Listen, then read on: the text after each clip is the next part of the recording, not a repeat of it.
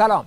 خبرگزاری رویترز گزارش مفصلی منتشر کرد با عنوان نگاهی به تلاش متزلزل رضا پهلوی برای رهبری ایران.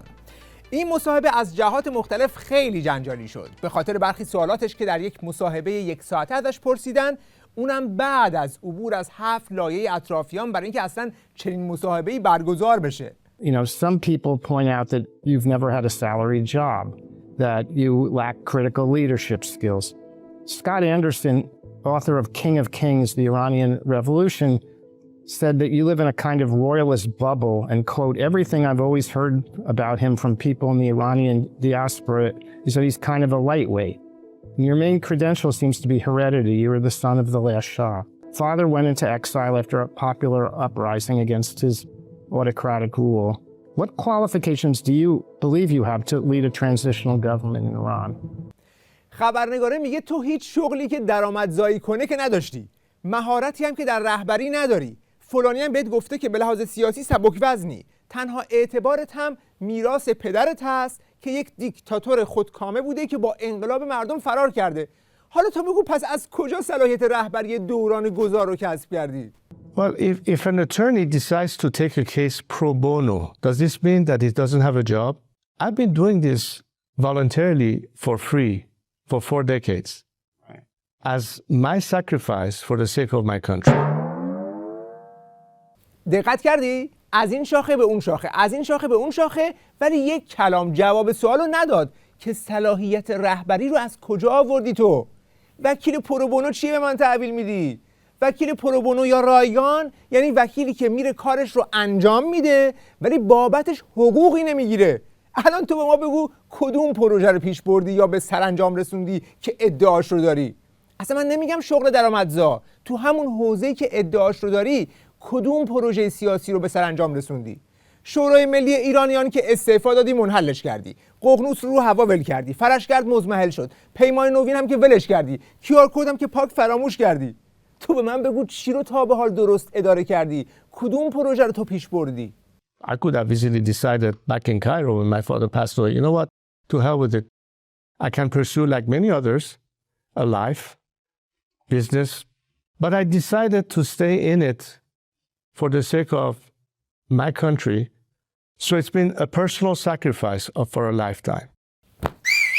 یک عمر فداکاری؟ آخه تو چی رو فدا کردی؟ از بچگی که تو ناز و نعمت بزرگ شدی، بعد هم که با پولهایی که پدر و مادرت از ملت ایران دزدیدن 1 عمر تو ویلای چند میلیون دلاری زندگی تو کردی تو آمریکا. سالی هم که چند ماه اینور اونور جهان تعطیلات رفتی، از صحرای کنیا تا کجای مکزیک تا مراکش. تو حتی حاضر نشدی به خاطر قیام دی‌ماه تعطیلاتت رو ول کنی از وسطش برگردی. اگر می‌خواستی بری دنبال زندگیت دیگه چی کار می‌خواستی بکنی که نکردی؟ اولا که ایشون که رهبر شجاع که نیست، ریسک پذیر هم که نیست. ایشون حتی ریسک در واقع ناتمام گذاشتن تعطیلات خودش رو به جان نخرید، یعنی تا پایان در واقع تعطیلاتش رو گذرون و بعداً اومد. دوشادوش و پیشاپیش مردم هم که نیست، یعنی از عقب مردم در واقع حرکت میکنه. بابا تو همونی که میگفتی من حاضر نیستم از آزادی خودم به هیچ قیمتی بگذرم، پس الان برامون دیگه ادای پتروس فداکار در نیار. یه روزی همیهنانمون آزاد بشن، ولی در نتیجه آزاد شدن خودم نمیخوام اولین قربانی این آزادی بشم. من به هیچ قیمتی حاضر نیستم که این آزادی که دارم رو از دست بدم به هر دلیلی که میخواد باشه. مگه تو همونی نبودی که تو همین سال 402 میگفتی که نمیخوای برگردی ایران چون 40 سال توی آمریکا زندگی کردی و همه دوستای خانوادگی توی آمریکا هستن؟ That doesn't mean that I won't go there. That doesn't mean that I won't be there. But you keep asking one question, whether or not I'm going to take my family back there. And I see in a realistic sense that we can keep flowing and going back and forth. We don't have to be pinned in one place. We cannot divest because, honestly, my life has been for the past 40 years here in America. My children live here. My friends live here. Everybody that I know is here. So it's almost unfair to them. If I was to go back, what do I go back to? تازه بجز اون پولهایی هم که بابا دزدیده بود، هرچند پول بهت دادن و بالا کشیدی تو این مدت. تو فقط دست بگیر داشتی. فدای چی؟ به باور من یک بخشی از پولهایی که رضا پهلوی با اقداماتی مانند بشقاب فروشی و در واقع پولی که برای دیدار با خودش از طرفدارانش دریافت میکنه، بخش اعظم اون وارد جیب خود رضا پهلوی میشه. مثل صندوق اعتصابات کذایی که درست کردم و گفتن در همون یکی دو روز اول چند میلیون دلار در واقع به اون کمک شد و الان بعد از بیش از یک سال میگن که نه هیچ پولی نبوده. حالا اون پول کجا رفته؟ یک زمانی گفتن وارد جیب ملا شده، الان مثل که وارد جیب ایشون شده. خبرنگاران رویتر در تهیه گزارش خودشون در مورد پروژه بچه شاه به یک نکته جدید هم رسیدند که قبلا کمتر بهش توجه شده بود. خب فکر میکنم یه چیزی که در این گزارش تازه هست اینه که ما موفق شدیم این مسئله رو از طریق صحبت کردن با بعضی از حامیان مالی رضا پهلوی دریابیم. این هست که خیلی از اونها واقعا از دستش سرخورده شدند. این قبلا راجع به این مسئله گزارش نشده بود که این افراد چه کسانی هستند، کسانی که 3 میلیون دلار به او کمک مالی کردند ولی الان سرخورده شدند. رویتر در گزارش مفصل خودش علت سرخوردگی حامیان مالی بچه شاه رو اینطور عنوان کرده که طرف به توصیه‌های اونها گوش نکرده و از قول یکی از اونها گفته همه ما آدم‌های اهل کسب و کار هستیم، انتظار داریم سرمایه‌گذاریمون بازده داشته باشد. Well, there were two things. One is that you haven't tried hard enough to unify Iran's deeply divided opposition, and that they've raised these issues with you, and that you haven't taken their advice. Well, I think that for the last at least 2 years, I've been extremely active in broadening the tent, so to speak. In fact, I don't think I haven't had such a broad array of diverse representative of the Iranian opposition gathered under one roof, from all walks of life, ideologies. In fact, I've reached out to people who were, at the time, my father's worst enemies. I'm talking about former Marxists, people who used to be a member of the Tudeh Party, the Fedayan Khalq organization, former MEK members. I don't know how far more can you stretch the tent, including those people, to prove that, in fact, there is much more unity than ever. ببین آدم وقتی میتونه ادعا کنه که ائتلاف تشکیل داده و چادر رو گسترش داده که با افرادی که همین الان توی اون گروه ها هستن واقعا نمایندگان گروه های مختلف هستن دیدار کنه، نه اینکه با یه سری زباله گروه ها ملاقات کنی بعد بگی من چادر رو بزرگ کردم. مثل این میمونه که یکی یه بلیت پاره فینال جام جهانی رو از روی زمین پیدا کنه بعد بره پیش دوستاش پوز بده که منم توی مسابقه فینال شرکت کردم. به خصوص وقتی به مجاهدین میرسه تا به حال با انبوهی کتاب‌ها و فاکت‌ها و اطلاعیه‌ها از چند دهه قبل ثابت و اعلام کردند که منظور از اصطلاح اعضای سابق سازمان مجاهدین که قبل از همه وزارت اطلاعات تو سرشون چماق کرده و میکنه هیچ چیزی نیست جز اعضای لاحق وزارت بدنام اطلاعات. یعنی رژیم رسوبات و زباله ها و برید مزدوران این سازمان رو به نیش میکشه تا با دشمن اصلیش از این طریق تصفیه حساب و شیطان سازی کنه.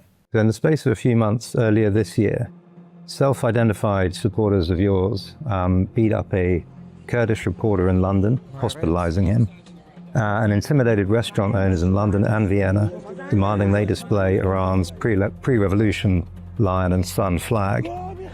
At a meeting of the Iran Freedom Conference in London, some attendees were advised to leave via the basement because of fears of violence. When one attendee left on foot, anyway, he was spat upon. There were other incidents at CPAC in Texas in March, where one opposition activist was told by one of your supporters they would run her over in a truck if she didn't chant Javed Shah. Police in The Hague are investigating claims your supporters have harassed and threatened dissidents there. We want to show you just a quick, this is very quick, but the Kurdish journalist who was hospitalized.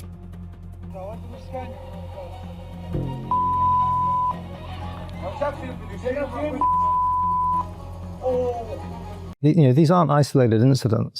There's a pattern of behavior amongst your supporters, and it's violent. As I said, I condemn it. I distance myself from that. ببین کلی بافی نکن، یه مورد مشخص رو بگو که محکوم کردی. دوتا نه ها، یکی. یه نمونه بگو که محکم و قاطع یکی از رفتارهای وحشیانه شاه پرستا رو به اسم محکوم کرده باشی. تو حتی حاضر نشدی رفتار ساواک بابات که جلوی دوربین با چوب و چماق به جان دانشجویان آلمانی افتادن رو محکوم کنی. چون اینایی که امروز به جان ملت افتادند از همون الگوی رفتاری دارن پیروی میکنند. وقتی تو میای میگی به میراث پدرم افتخار میکنم، وقتی میگی به همه اعمالش افتخار میکنم، اتفاقا داری خط میدی که مثل ساواک رفتار کنید. I'm proud of my heritage. I'm proud of the track record. Of every part of the heritage? I think my father will go down in Iranian history as one of the best leaders Iran ever had. I'm not saying everything is perfect. Can you name one thing that you condemn? I would say that the rapidity of economic development was not necessarily coupled with the rate of liberalization. But you're talking about economy and not about executions, not about Savak, not about torture. Again, I would refer you to people who have written on that. دیدی؟ حتی وقتی به تیزترین شکل ممکن ازش میپرسن که ساواک رو محکوم میکنی یا نه، بازم حاضر نیست چیزی علیه ساواک بگه و میگه برید تاریخ رو بخونید. خب این یعنی تایید ساواک، یعنی تایید همین چماقداری ها و همین حملات. از اون طرف وقتی که تو مشهد شاه پرستا حمله کردند و با فحاشی و سنگ پرانی مراسم علی کردی و سخنرانی نرگس محمدی رو به هم زدند، نه تنها محکوم نکردی بلکه پیام تشکر فرستادی. دیدم که به چه شکلی با وجود سرکوب نظام با شجاعت کامل در مقابل آنها ایستادید.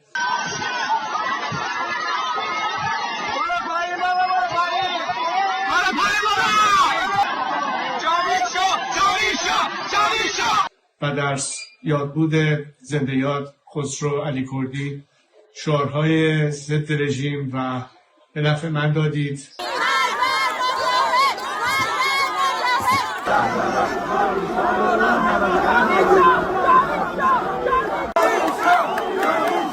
یا اون وقت که توی لس آنجلس شاه پرستا زامبیوار به اون کامیون حمله کردن و میخواستن رانندش رو بکشن، به جای اینکه اونا رو محکوم کنی، نفرات دفترت همراه با لابی‌های رژیم دنبال توی لیست تروریستی بردن مجاهدین بودن. اون حرکتی هم که تو لس آنجلس اتفاق افتاد، اون هم یک نمونه دیگره و البته قضیه یک مقدار پیش‌تیگی بیشتری هم داره، برای اینکه بعداً نوفتی وارد شد، نایاک وارد شد و یک برنامه‌ای داشتن، نامه‌هایی نوشتن که بله اینا قطعاً مجاهدین بودن و مجاهدین باید بره در لیست تروریستی. ببینید واقعاً اما ببینید چقدر نابهنگامی در این وجود داره که در زمانی که جمهوری اسلامی داره مردم ایران رو میکشه و بسیار هزاران هزار مردم ایران رو به خاک و خون کشیده، سازمان نوفتی و سازمان نایاک در واقع دست به دست هم خواستاری میشن که مثلا مجاهدین برن در لیست تروریستی، برای اینکه در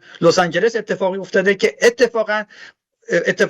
اون چیزی که در لس آنجلس اتفاق افتاده اقدام فرقه پهلوی به خشونت سیاسی بوده. نمونه خشونت سیاسی شاه پرستا هم که تو این چند ماه فت و فراوونه، اونم نه در جاهایی که تو خودت حضور نداشتی. بابا توی سیپک بیرون همون سالن که خودت داشتی صحبت میکردی، طرف داشت حمله میکرد به بقیه، میگفت بگو جاوید شاه تا دهنت عادت کنه. با تریلی از روتون رد میشیم. بگو جاوید شاه تا دهنت عادت بکنه. نگاه کن دهنت هم عادت نکنه، عادتش میدیم به دهنت در ایران آزاد. مرگ بر سپاس ملا شفیع مجاهد. یا توی هلند در همون سالونی که تو میخواستی صحبت کنی، قبل از اومدن تو شاه پرستا ریختن جلسه نمایندگان کردها رو به هم ریختن که تلویزیون هلند همونجا ازش گزارش تهیه کرد. Terwijl ze het woord voert, wordt Eskandari onderbroken door geroep vanaf de publieke tribune. De vraag, het is niet toegestaan om u te mengen in het debat. Doet u het wel, dan wordt u verwijderd. Het zijn aanhangers van de kroonprins die het niet kunnen verkroppen dat er kritiek op hun leider wordt geleverd. Het is, ik noem het persoonlijk, een nieuw fascisme in het kader van een mooi opgemaakt gezicht onder Reza Pahlavi. Ik hoop dat het Nederlands parlement hier rekening mee houdt en ziet dat er gevaar kan zijn voor de toekomst voor het democratisch Iran. حالا تو بگو کدوم یکی از این وحشی بازی‌ها رو محکوم کردی؟ چون همونطور که می‌بینی این یک الگوی رفتاری ثابت تو همه شاه پرستاست. تو کمد بودی و از اینا خبر نداشتی یا نه؟ خودت علل اصول این رفتار رو قبول داری و اینجا میای فاز گردن نگیر برامون میگیری. در دیماهش هم همین بود، اعتصابات بازار داشت به خوبی پیش میرفت. اومدن فراخوان دادن، گفتن ما داریم میایم میذاریم، جنگ با شما نیست، جنگ با جمهوری اسلامی، نمیدونم بیایم بیرون، 50,000 تا آدم نیروی نظامی به ما پیوستن. چه کسی الان پاسخگوه؟ یا میان در یه جایی میزنن زیرش، یا اینم که اگر حرف بزنی من با چاقو و قمه میخوان سرت تا همین کشورهای اروپایی بزنن. یه واقعیت. شما برید به پلیس‌های کشورهای اروپایی یه استلام کنید به عنوان یک روزنامه‌نگار، ببینید چقدر اینا شکایت خشونت گرفتن از شهروندان ایرانی که چقدر اینا خشونت‌های نه فقط کلامی بلکه فیزیکی به مردم داشتن. حالا یه نمونهش رو ما داشتیم که دیدیم در کانادا یکی از عزیزان کشته شد. اما مشکل رفتار خشونت‌آمیز شاه پرستا فقط مال اون حلقه دور نیست، بلکه تو حلقه نزدیک بچه شاه هم همین الگوی رفتاری رواج داره که توی مصاحبه رویتر به این هم اشاره میکنن. This is a criticism that's also again from some of your financial backers, that you haven't tamped down on some of the harsh rhetoric of some of your closest advisors. One example, in January, Saeed Ghassaminejad, he posted this on X. You're either with Prince Reza Pahlavi or with the Islamic Republic. If you're weakening the field commander for any reason whatsoever, you're an agent of the enemy. Your wife, Yasmin, has also drawn criticism for some of her remarks and social media posts about other Iranian dissidents. She reposted on Instagram an image of an Iranian protester holding a sign reading "Death to the three corrupts, mullahs, leftists, and mujahideen." I'm sure you've seen this. Well, first of all, what I know about this one in particular is this was a picture generated from inside Iran. She took it as a spontaneous act there. When we realized what it was said, that she immediately took it down. And she said later, to clarify, that of course I'm not advocating violence or death to this or that. ببین وقتی تو شعار مرگ بر این و اون، یعنی همه به جز شاه پرستا رو سر میدی، دیگه نمیتونی بگی من منظورم کشتن این و اون نبود. دیگه خط رو دادی، شاه پرستم میاد اینجوری خط تو پیش میبره. بسیجی 1 2 شوت سپاهی 1 2 شوت مجاهد 1 2 گنگ ارتش شاهنشاهی 2500 سال ایران قدمت داره پرجنگن ماره. اینجا دقیقاً خواهان کشتن مجاهدین شد، نه چیزی کمتر از اون.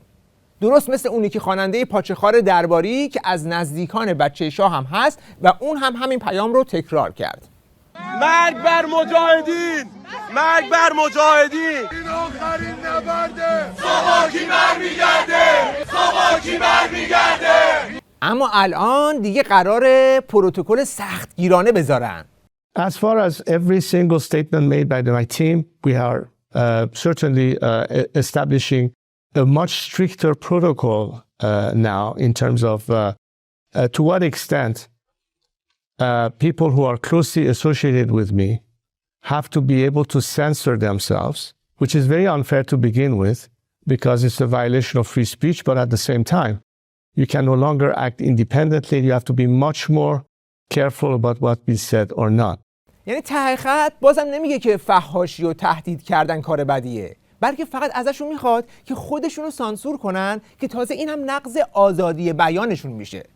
آخه کرفس، تهدید دیگران به مرگ، اتهام زدن که جزء آزادی بیان محسوب نمیشه. اینا جرم قابل شکایته. تقریبا میشه گفتش که هر گروه و دسته سیاسی غیر از سلطنت طلب مزه حملات آنلاین اوباش سایبری طرفدار سلطنت رو چشیده. من خودم مورد چنین هجومی قرار گرفتم در پایان دسامبر سال 2023 و از همون موقع آغاز شد تا به امروز هم ادامه پیدا کرد. اما خب کاری که من انجام دادم این بود که خواستم که اینها رو در دادگاه پاسخگو بکنم و زمانی که داشتم متن شکایت رو تنظیم می‌کردم در پیشگاه دادگاه عالی استان بریتیش کلمبیا در کانادا، باید خب درباره اینکه چه کسانی متهمن تصمیم گیری می‌کردم و نهایتاً بر مبنای شواهد و با توجه به ارتباط تنگاتنگ این اوباش سایبری و ارتش سایبری سلطنت طلب با دفتر رضا پهلوی، با شخص یاسمین پهلوی و نهایتاً با خود رضا پهلوی رو به عنوان متهم ردیف اول گذاشتم. شکایت نخست درباره توهین و دشنام و تهدید به قتل در فضای آنلاین بوده. پس در این مورد هم بچه شاه اول یه فیگور دموکرات منشی گرفت، ولی بعد که خواست آزادی بیان رو تعریف کنه دم خروس از زیر کتش زد بیرون. حالا در ادامه مالکشی فحاشی اطرافیان اینو داشته باش. I know Saeed Qassemi-Nejad and others on my team. Some of them have lived the toughest possible ordeal to get to where they are today. They've been in jail in Iran. They've been tortured by the very same regime that are fighting for today. And so you have to understand that a lot of it could be humanly understandable in terms of pent-up frustration, what have you. اگر کسی ادعا داره که از این رژیم آسیب دیده، پس چرا داره به اونایی که با این رژیم مبارزه میکنن آسیب میزنه؟ مثلا اون تو رو زده، چرا میای به همونی که رژیم داره الان میکشدش حمله میکنی؟ به مجاهدینی که دارن اعدام میشن حمله میکنی؟ به کردهایی که دارن موشک میخورن حمله میکنی؟ یه شاه پرست تیپیکال از این نزدیکترین تا اون دورترینشون به بچه شاه تمام حملاتش به گروه‌های مبارزه و این دقیقاً همسو با خواست رژیم بر علیه دشمن اصلیشه. سال 2023 که من در اعتراض به نفوذ عوامل جمهوری اسلامی در سیستم قضایی و دولتی کانادا و عدم برخورد با سپاه پاسداران در اعتصاب غذا بودم، یک باره دیدم که یک همهمه‌ای در گرفت که ای وای باید در واقع نوک پیکان رو از سپاه منحرف کنیم به سمت مثلا سازمان مجاهدین. من پرسیدم جریان چیست؟ گفتن که آره مثلا سازمان مجاهدین میخواد از آلبانی منتقل بشه به کانادا و دولت کانادا هم با اینا داره همکاری میکنه. اصلا یک دروغ به این بزرگی. این از کجا ساخته شده بود جناب دکتر؟ فردای روزی که خبرگزاری سپاه تصنیم این رو منتشر کرد و همزمان با تصنیم روزنامه شرق و یکی دو جای دیگه هم اینو منتشر کردن، این خبر در کانادا از طریق کسانی که امروز دیگه ما مطمئنیم عوامل جمهوری اسلامی هستند در فرقه پهلوی اینجا داشت پیگیری میشد و باعث میشد که کارزار علیه سپاه پاسداران منحرف بشه. حتی ما دیدیم به همین بهانه، به بهانه همین دروغ، حتی یک فردی بود میومد میگفت من اصلا میدونم کجا رفتن زمین خریدن دارن پایگاه میسازن. حالا شما ببینید چقدر این دروغ بزرگی است. بعد انحرافی است که در مسیر مبارزه مینداختن. میومدن رفتن یک سازمانی درست کردن به اصطلاح به عنوان مقابله با سپاه، متوقف کردن سپاه. بعد نامه‌نگاریایی که میکردن درباره مثلا سازمان مجاهدین بوده، یک چیز کاملا بی ربط و این نابهنگامی از طریق جمهوری اسلامی تزریق میشه، از طریق عواملش و یک سری ناآگاه هم به دنبالش راه میفتن. این افراد نفوذی جمهوری اسلامی در اپوزیسیون به همین بهانه بعداً نامه می نوشتن، می گفتن که دولت کانادا یا اگر کانزرواتیو ها محافظه‌کاران سر کار اومدن دولت بعدی تنها زمانی باید سپاه رو در لیست تروریستی بگذاره که سازمان مجاهدین هم در لیست تروریستی بگذاره. یک چیز اصلا نشدنی و محال. میدونید برای چی رو میگفتن؟ برای که سپاه نره در لیست تروریستی. ضمناً در مورد اون نزدیکان بچه شاه و اینکه توی زندان‌های رژیم چها گذشته بهشون، این حرفا هم وجود داره. آقای سعید قاسمی نژاد، من از نزدیک میشناسم آقای سعید قاسمی نژاد، دانشجوی ما بود در دانشکده فنی دانشگاه تهران. ایشون هم بازداشت شد، رفت پیش در واقع در بند 209 وزارت اطلاعات، اونجا توبه نامه نوشت، آمد بیرون مصاحبه کرد، قول همکاری داد و همکاری هم میکرد. یعنی تا زمانی که در ایران بود ایشون با وزارت اطلاعات همکاری میکرد، هم آقای سعید قاسمی نژاد هم آقای امیرحسین اعتمادی، هر دو. و بعد ایشون هم ناگهان شد جزو تئوریسین‌های آقای پهلوی و جالب این دو چهره جزو همون افرادی هستن که اتفاقا دارن علیه بخش‌های مختلف اپوزیسیون اقدام میکنن. یعنی اون شکاف افکنی ها رو اتفاقا این دو نفر جزو نیروهای مولد اون شکاف ها هستن. یکی دیگه از سوالاتی که توی مصاحبه رویتر جلوی بچه شاه میذارن در مورد ارتباطاتش با سپاه و بسیجه که قبلا همه جا پوزش رو میداد. So I want to ask you about your relationship with the IRGC, because this is brought up in the Masjidi cases. Now, you've said in an interview in 2018 on Iran International that you've had dialogues with them and Basij. What exactly is your position on the IRGC? Right. after the Green Movement and closer to the timeline where the Women Life Freedom Movement kicked in, I began receiving some, DMs in my social media by elements that say, I'm a Basiji in Mashhad, or I'm a member of the IRGC in such and such country. It was really a casual. And when I said to the media that I'm in touch with elements like that, it was in that context. It's not that I'm, in fact, talking to the IRGC command. Not at all. قشنگ مثل بچه‌ای که میدونه یه خرابکاری کرده ولی میخواد بپوشونتش، شروع میکنه به مینیمیزه کردن که فکر کنم دوروبر قیام 88 بود تا قیام 401 که کجا؟ این وسط 13 سال فاصله است. همینجوری میخواد همه رو بچسبونه به هم که انگار یه پیامی همین 2-3 روز پیش اومد تو دایرکتم و تمام. پس اون کیار کدیا چی شدن؟ تو که آمارشون رو همه جا خرج میکردی، تا بالای 100,000 نفرم رفته بودی. Last summer, July, you announced that more than 50,000 officials from the military, from the Iranian government, had submitted to a Google form that you set up that they wanted to defect from the current regime. Did you verify those numbers? Do those names, is the number still 50,000? And where have those defectors gone? What happened to them? It's more than that. 2 days before the internet shutdown, we have over 100,000 people, new applicants to a platform that we had created a few months before. اون موقع هنوز کیار کد برات مزه داشت، همینجوری میذاشتی روش میرفتی بالا. الان که دیدی هواپسه و ارتباط با سپاه ممکنه برات عواقب داشته باشه، کل پروژه رو شیفت دیلیت گرفتی. حافظه تاریخی مردم ایران رو انقدر کوتاه فرض نکن. اگر شاه پرستا حافظه ندارن، فکر نکن که مردم هم همه چی رو فراموش میکنن. هنوز اون سامانت هست، کلیپات هست. به همین سادگی نمیتونی اون فضاحت کیار کدی ها رو بدی زیر فرش. آخه دغل باز، تو از سال 2001 مگه نمیگفتی که با نمایندگان بسیج در ارتباطی؟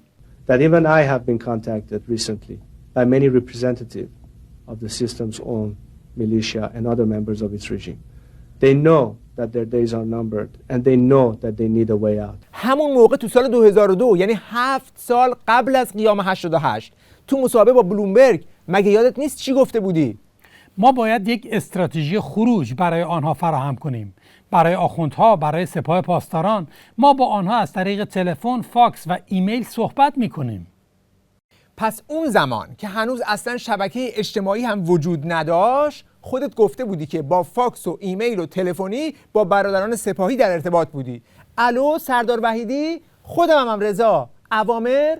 بعد هم تا سال 2018 هنوز تاکید داشتی که به طور مستقیم با نمایندگان سپاه و بسیج ارتباط داشتی. But to say that yes, there will be a place for somebody who today is a Revolutionary Guard or is a Basij, who is as disillusioned as the rest of us are, that there will be a future for them, and there should be. There should be a place for them. They should know that the first elements that can guarantee the stability and security of Iran are in fact people like themselves. As we speak, this is happening. At least I am privy to it on the basis of direct communication that I'm having more and more every day with representatives of the military paramilitary forces. پس ببین، اونجا اصلاً صحبت از یک دایرکت مسیج یک بسیجی از مشهد نیست، بلکه تاکید داره که با نمایندگان فعلی سپاه و بسیج در ارتباطه و این موضوع رو هم بارها و بارها در سالهای مختلف تکرار کرده. با خود من بسیار ارتباط برقرار میشه، چه از بدنه سپاه چه از دیگران.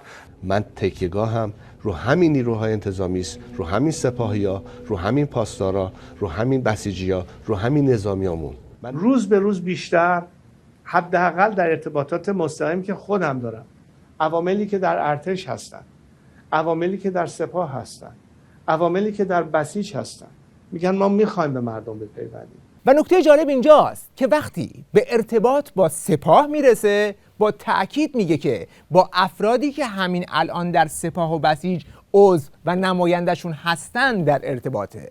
ولی وقتی به گسترش اون چادره میرسه، میگه با کسانی که سابقاً در گروه‌های مخالف رژیم بودن دیدار کرده.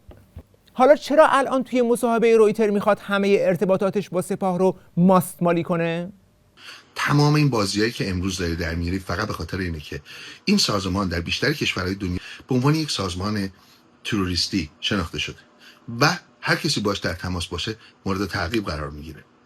داستانی که هست اینه که تو اینو متوجه شدی، میخوای سر خودت باز بکنی. تو با افتخار از اینی که با سپاه در تماس هستی صحبت میکردی، الان قافله رو تنگ دیدی، به جفنگ اومدی. بچه شاه تو این مصاحبه تقلا میکنه که ارتباطاتش با سپاه رو ماستمالی کنه، چون سپاه الان تو وضعیت جنگی با تمام کشورهای منطقه است و یک اجماعی رو علیه خودش شکل داده. در اغلب کشورهای غربی هم سپاه در لیست تروریستی قرار گرفته و توی یک دادگاه هم در مورد رابطه خوب بچه شاه با سپاه علیه شکایت شد. اتفاقا اقدامات خود رضا پهلوی کمک کرد که ما بتونیم این پرونده رو بهتر به پیش ببریم.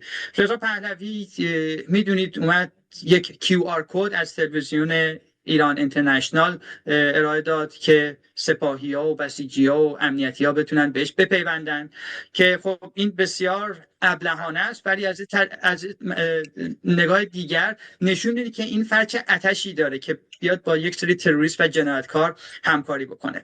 و اسناد دیگر که رضا پهلوی خواستار این شده بود که باید سپاهیان بخشوده بشن و در حکومت آینده باید نقش داشته باشن و این مسائل، تمام این اسناد رو در پیشگاه دادگاه گذاشتن. گفتم خب آدمی که خودش میخواد با تروریست‌ها همکاری بکنه، در این مبنا اگر اراده سیاسی وجود داشته باشه، دولت کانادا میتونه از ورود این فرد همین الان به کشور کانادا جلوگیری بکنه. رابطه بچه شاه با عناصر سپاه اما چیزی نیست که بتونه کتمانش کنه. بنابراین توی این مصاحبه برای اینکه خودش رو از این رابطه بیرون بکشه، رو میاره به پوشوندن کارنامه سپاه. So we need to make sure that there's always an exit strategy available, again stressing for those who are not responsible for murder or criminal behavior. But then Sepah started acting far more violently. Sepah started to become an actual instrument and an obstacle, not only against their own citizenry, the proxy wars extending all the way to the Western Hemisphere, at which point, and for at least the last 10 years, I've been one of the first advocates of proscribing the IRGC as a terrorist organization. میگه ما داشتیم آفر میدادیم به برابچه سپاه که چجوری یک خروج امن از سپاه داشته باشن که یهو از یه زمانی سپاه وحشی شد و کارهای بد کرد. تقریبا یه جایی توی 10 سال پیش. جدی میفرمایید؟ یعنی قبلش سپاه گل بود؟ سپاه هیچ کار بدی نکرده بود؟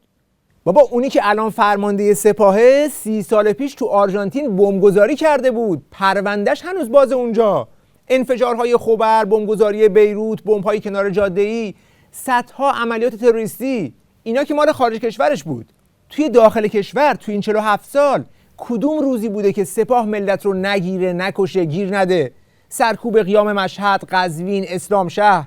کیه که خاطره ترس و دلهره از سپاه تو ذهنش هی دنبال لیست گذاری سپاه بودی؟ At which point, and for at least the last 10 years, I've been one of the first advocates of proscribing the IRGC as a terrorist organization.